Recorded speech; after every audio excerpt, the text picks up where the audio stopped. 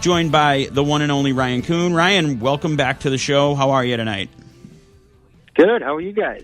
Doing well. I know I texting back and forth with you earlier today and yesterday. You've got tire pickup at Seekonk Speedway, so busy night. Appreciate you giving us a few minutes. And first off, how was the off season for you? Yeah, it was honestly pretty quick. I thought this was going to be a slow off season, and turned out to be a pretty quick one. Once we hit January, it just kind of sped up, and we went to Speed Weeks, had some fun there, and now it's here. It's crazy. This weekend up at New Hampshire Motor Speedway, the 6th annual Northeast Classic. Last year I was up there. Last year I believe you took home the win in the trucks. Pulling double duty again this weekend? No, just the Pro All-Star Series this weekend. We've hopefully worked out the bugs on that car, and we had a lot of issues with that car last year. So I think we're gonna work them all out. I think we'll have a really good shot at winning that race. What are you looking for at New Hampshire? Tell us a little bit about. It's going to be a condensed schedule too. First off, everything is on Saturday due to some inclement weather moving into the area Sunday. Talk to us about how your day is going to start, when it's going to start, and what you've got going on the schedule on Saturday. Well, I'll probably be rolling out of bed at 4:30 in the morning, so that's going to be fun. But that's part of racing. We'll wake up, get to the track, try to get to the track for 6:30. We'll send Jimmy over for tires. We'll do the shocks, get everything ready to go, and it's definitely going to be a hectic day, just trying to get everything done first thing in the morning. I still got to put decals in the car. It's going to be chaos in the morning. Hopefully during practice we don't have any major issues, and smooth sailing from there, minimal adjustments. All we do is throw tires on and go. So I'm hoping that's the case. Hopefully the car's good right out of the box. But you never know with Loudon. The track changes like no tomorrow, especially with the weather. It's going to be cooler this weekend. So hopefully not a too chaotic day. Hopefully we stay nice and calm once practice starts. We get our tires and stuff like that. But hopefully it's a smooth day. Ryan, how much do you think the cooler weather is going to affect you? Because it's going to be from, we're 70 today. It's going to be like almost 50 on Saturday. Yeah, usually when it's cooled down, the temps are going to be a little cooler, but we're going to be going a lot faster on the racetrack. So the Loudon is just super weather sensitive, and it could be a matter of a second a lap pickup, just bouncing between 20-25 degrees. It's actually wild how it works and how the grip level changes that dramatically from temperatures. With Loudon being such a large track for typical late model races, when we watch NASCAR races, typically the outside or the higher line in the corner is the fastest route. You got to diamond it. Is it a similar route in the late model, or is it a completely different approach? No, it's a different approach. Honestly, the NASCAR cars are a lot more power based, where you got to be really smooth with the throttle. You can't spin the wheels up off the corner, low exits. Where the past cars, we have so much grip and not a whole lot of motor like the Cup cars do. It's going to be more of like a momentum game. So try to wrap the bottom and try to let the car float itself out to the wall down the straightaways and just hug the wall down the straightaway. So it's just going to be, it's all momentum with our cars compared to the NASCAR stuff. It's just a different animal, but I'd always love to try the NASCAR stuff. It's so much different than what we do. Not to look too far down the schedule, but outside of Loudon this weekend, you're running one Granite State Pro Stock Series. There we go. You want to run one race in Canada. What's that all about? Was it just because you wanted to run in Canada? Have you before? And I'm just curious about that one-off race. Yeah, it's going to be a one-off race for a different team out of New Hampshire. They've currently run Connor McDougall, so I'll be his teammate up there. The car owner promised 2 cars up in Canada. So that's going to be a really cool experience. I always love going to Canada. But, the one-off deal was kind of a last-second deal. I kind of found that out 2 weeks ago and got a phone call saying, hey, we're going to bring 2 cars to Canada. You want to drive it? I'm like, hell yeah. Why not? So we're going to go to Canada for one race. It's going to be a long weekend there. I think we're going to be 3 nights there. But, it's going to be a long weekend, but it's going to be a lot of fun. Ryan, what's your looking at your schedule for 2026, what's like the highlight on your schedule that you're really looking forward to? Well, yeah, usually Loudon we really look forward to. It's obviously the first race of the year this year. I think it's the first time ever where it's the regular season opener is at Loudon, so that's pretty cool. The Oxford 250, that's the big one. That's basically the crown jewel of New England. So the Oxford 250 is a good one. We got the Celebration of America 400. That's a really good one. And then we got the Celebration of America 300, excuse me. And then the Pass 400 right at the end of the year. So those are three big ones, all at Oxford Plains Speedway. And there's a couple more bigger shows sprinkled in there. We got the Lee 200, which is, I believe, in July. And then possibly the Boss Hog. That's not on my schedule, but it could be a race depending on where we're at with our cars. So, I love that track. I love Wisconsin. Yeah, it's beautiful. The place is gorgeous. They've done a great job on that facility. Oh, yeah. You mentioned Oxford, and of course, I've been up there.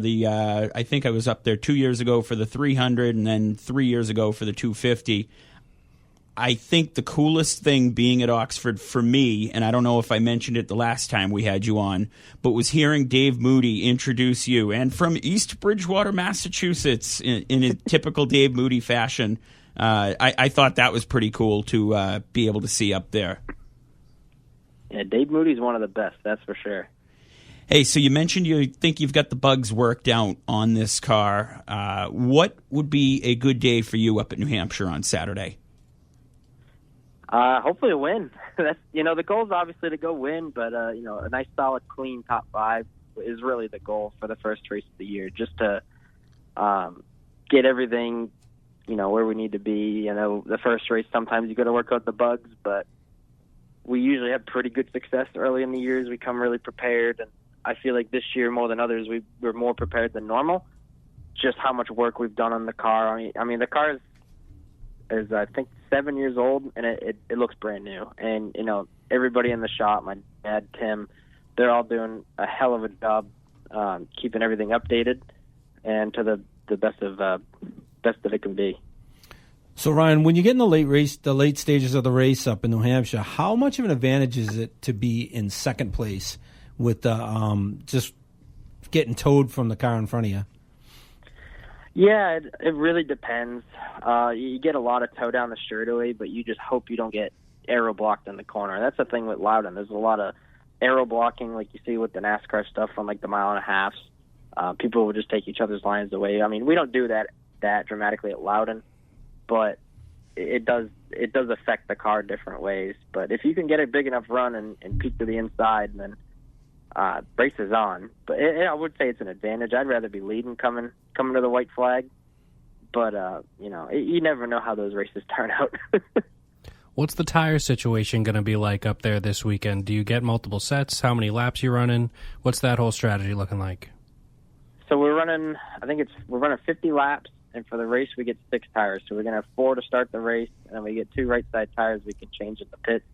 I think around lap 30, between 25 and 30, depending if there's a yellow. Is that mandated stop in the race, or is that just as strategy calls coming to get a tire? Yeah, that's actually mandated by the series. We'll bring them to the garages, and then we'll change the tires. We get a 5-minute break, and we're rolling back on the racetrack exactly how we came off. So, how big's the crowd up there when you get this weekend going? Yeah, I think it's going to be hit or miss. We've had a couple years we've had a good crowd, but it was also been warm. And then we had another year that was a little cool and kind of a little bit wet, and it wasn't as good. But I think it's going to be 50-50. I mean, I think it's going to be near 60 and cloudy, but no rain. So I'm hoping we get a really good crowd. And the best part is the race is streamed, so I know a lot of people are going to watch it from home. Can you tell us where the race is streamed at? Northeast Short Track Network, I believe it's called. Yep. Yeah, they just set that up for that. Would one have to pay for that? Yeah, pass. Yeah, you'd pay for that like a pay-per-view.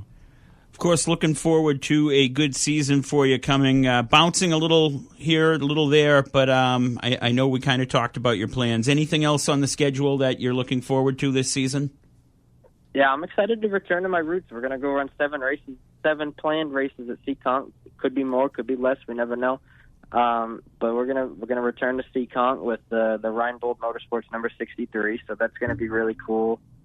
Obviously, we got the full pass schedule. We go to Lee, we go to Oxford, White Mountain, Star Speedway. I don't believe we run one race at Thompson and the Rheinbold Motorsports number 63 too. So that'll be fun. Yeah, I mean that's pretty much most of my schedule right there. I think we're running 24 races total as of now. Unless we try to sprinkle some more in there, you never know. We'll keep it updated on the Facebook page. Absolutely good. Right, Ryan, is that pro stock or late model at Seekonk this year?